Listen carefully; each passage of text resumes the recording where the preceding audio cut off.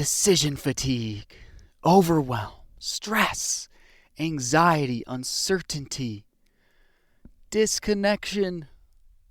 The weight was much to bear. This is how I was feeling as I arrived in Jackson Hole, Wyoming on July 21st, just a short 6 days ago. I had been driving all day. I didn't know where I was going to camp. I had no idea Jackson Hole was going to be a tourist zoo. I was feeling it. I was absolutely feeling it. What did I do?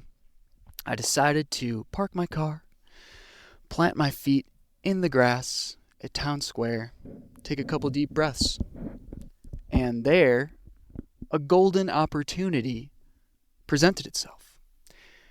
Not to my awareness at the time. Welcome to Wild Bill Chronicles, Volume 2.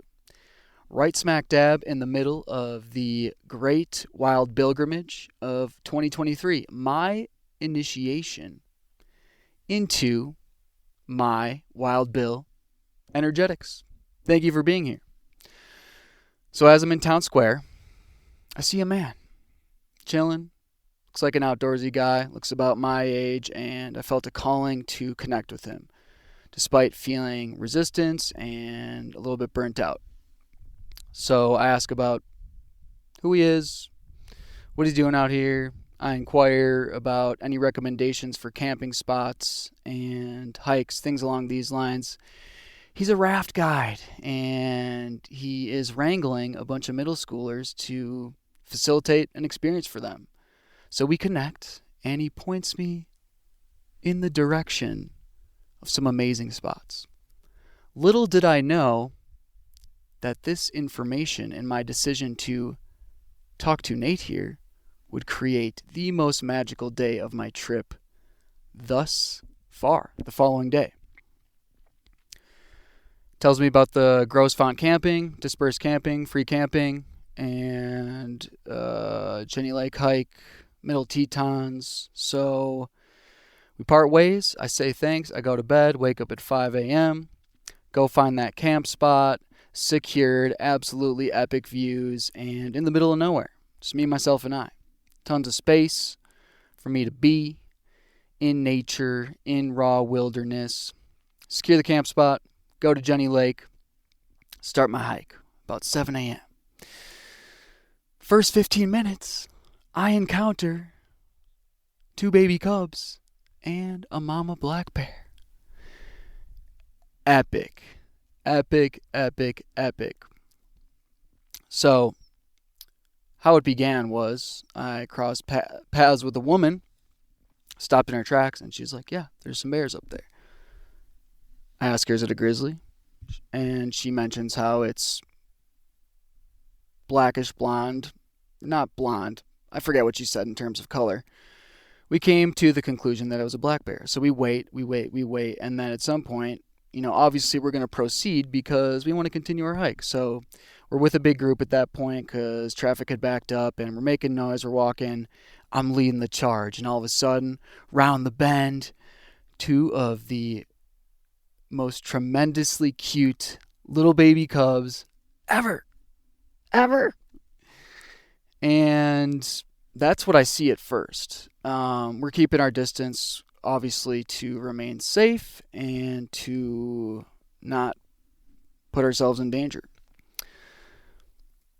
So we just get to observe. We get to take it in. We get to digest. And, man, pure magic. So much fun to connect with people over that experience as well. And on top of that, I was calling in a bear experience. So thank you, universe, and thank you for providing it in a way where I didn't find my ass getting chomped. The bear climbs a tree, pulls some grubs out, digging in it. Wah, wah, wah, wah, wah, wah, wah, wah, wah, wah. Super cool to watch. Second time experiencing a bear in the wild. And the babies, man. What a gift. Continue onward. towards Hidden Falls, which was the first major stop on the Jenny Lake Loop. Epic 100-foot waterfall, beautiful misty breeze flying at me, feels incredibly refreshing, invigorating. Spend some time with the waterfall, connecting, breathing, getting still, and continuing to digest my experience. Did that for a bit, headed up to Inspiration Point, continuing the loop, which then leads into Cascade Canyon Trail. As I'm on my way up to Inspiration Point, I see a girl. I tell myself, that looks like Allie Grant. Holy shit, that is Allie Grant. I go, Allie Grant? Billy Robertson?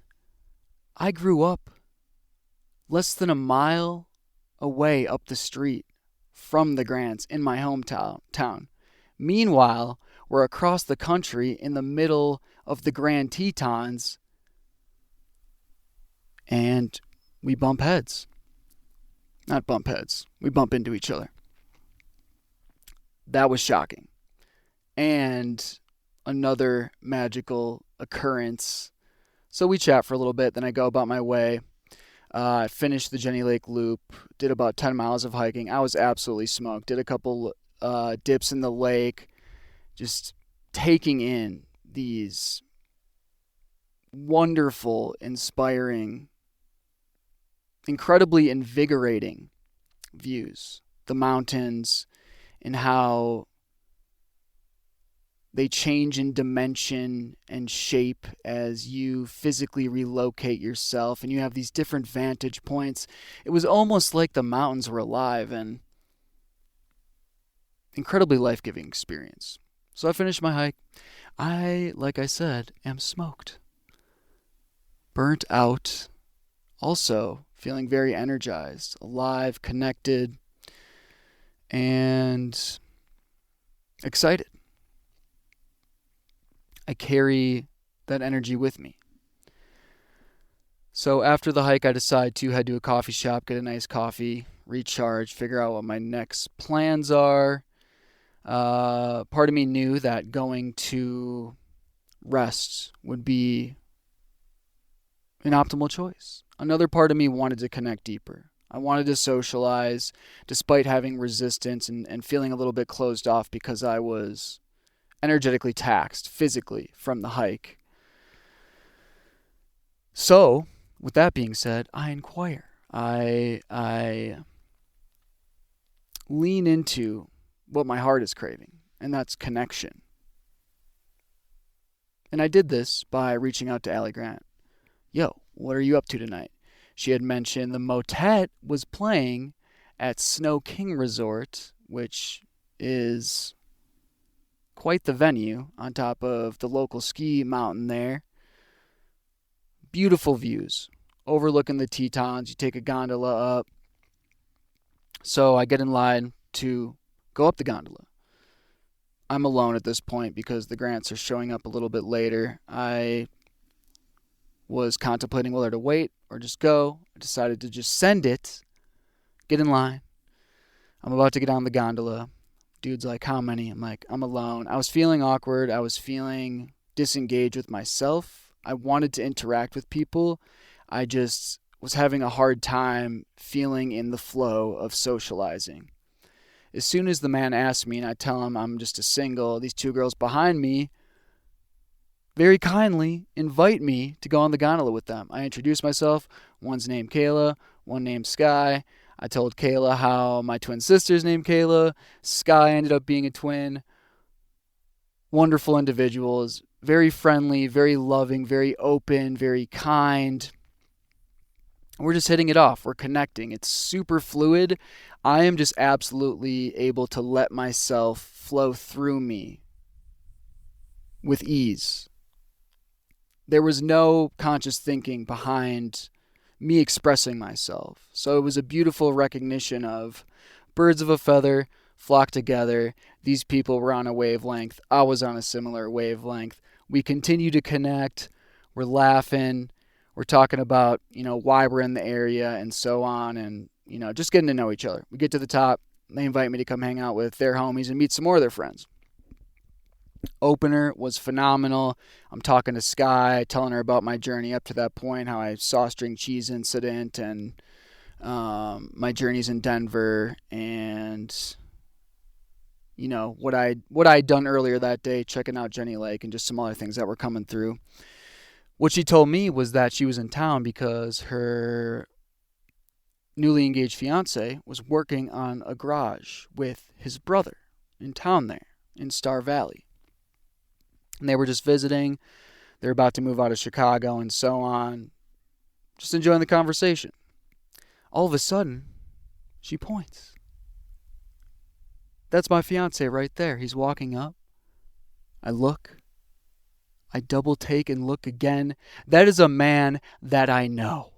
What? What? Come on.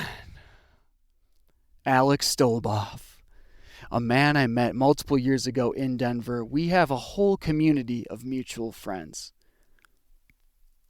I stayed at his house for 4 or 5 days, maybe a couple more, in 2017, 2018. And I also met his brother, who he was out there building the garage with. We both have our mind blown. Just in awe. Thank you, universe. So, we're riding a high after this initial encounter of what the fuck? Why are you here? Why are you here? This is incredibly improbable. Just an insane synchronicity. We had an amazing night. Family I grew up down the street from was there. We're fucking getting it to the motet. Everybody was getting it. There's paragliders floating through the air. Something else, man. This all occurred. I ended up in the right places at the right time because I decided to follow an intuitive hit. When I was in Town Square to talk to this dude, I don't know if I would have ended up at Jenny Lake hadn't I talked to Nate. I would have, it's possible I would have ended up at Jenny Lake, but to be in the spot where I encountered the Grants at that time, which encountering the Grants led to me being at the motet, which I had no awareness of that event happening. And then there, running into my old pal, Alex Stolboff, Mr. Stolby. I called him Stolby Cheese because his nickname's Stolby. So, for shit's sake, I proceed to, well, I did have just one of the most epic nights with such great people. I forgot how good the motet is. Holy shit. My lord. Anyways, I wanted to share that story because I listened to my body despite resistance and uncertainty in the mind. My mind not wanting to go up and talk to this man, Nate. My mind telling me not to in Town Square. And then all of a sudden, the universe provides the goods. So, eternally grateful, eternally blessed. It was a magical day, and the rest of my time in the Tetons continued to be awesome. Did some whitewater rafting, and on my first check-in at Stanley Lake, I had mentioned having some trouble with over-reliance on substances, getting into daily kratom use, consuming way too much of it, and how shitty it was making me feel, and how I consciously knew it didn't serve me, yet I continued to do so. This whole experience has been a lot for my nervous system to hold. I essentially, and as anyone that lives nomadically knows, you omit all convenience. Every single damn ounce of convenience. There's always a new thing to figure out. Nothing goes as planned. Not nothing. Most things don't go as planned. And you just have to continue to surrender and surrender and accept and accept and surrender and breathe and breathe and breathe and continue to breathe more. I breathe my love into the unknown. So many emotions coming up during this experience. Ups and downs, ups and downs. Incredibly energetically taxing. Yet with that price, the most beautiful reward. Novelty. Pattern interrupt. Adventure. Chaos. I'm digging it. So as I committed to in my first check-in, which was 9 days ago, I believe, from today, was to set Kratom down through Wyoming, which I did. I bought some today, though. I wanted to engage and reward myself. And I took a dose of it earlier today for my drive, with the intention of stimulating myself. And I listened to Ishmael by Daniel Queen, this epically riveting book. Part of me was definitely escaping from some heavier emotions. However, I have made some progress. I made a commitment to myself and I followed through. And what I'm deciding with Kratom is that I will allow myself to interact once a week, primarily for podcasting and socializing, because I really do love the energetics that it tunes me into, how it opens me up, how I tap into this frequency of inspiration and wanting to create. It really fuels my creativity. So my relationship to substances is going to be a lifelong process. Have I put cannabis down as well since Wyoming? Yes. I took the tiniest hit at the motet. Did not serve me. I mindlessly consumed, and I got exactly what comes with that. I felt uncomfortable. Luckily, I took the tiniest hit. Otherwise, I would have been in shambles, because it had been many days since I had interacted and my tolerance was lower. So I learned my lesson there, and I'm feeling really good off of cannabis currently. So I'm thankful for my decision in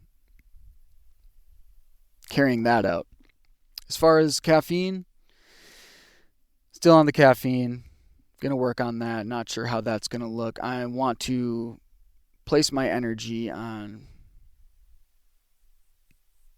where I'm at currently. And it's not as easy as just, hey, Bill, why don't you just don't do the things and just stop doing it? It is that easy, but it's not. That's like telling a fat person to stop being fat. This way of operating in life, leaning on, something outside of myself to create inner peace, to create equanimity, to create stability, is something I've been doing for so long, and I have come very far in my process of healing this aspect of my experience. I'll just leave it at that. We're going to close it out here. What I will say in closing is that the universe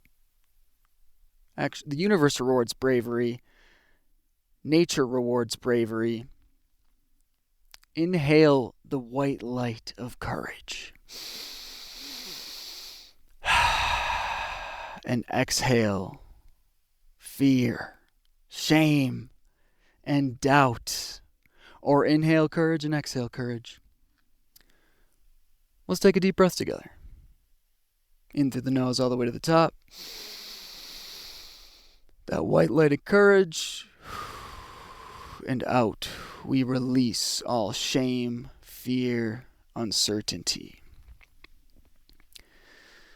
Take the bold action. The reason I'm here is because I took bold action. I hurled myself into the unknown, and I am continuing to do so because I have over 2/3 of my trip left.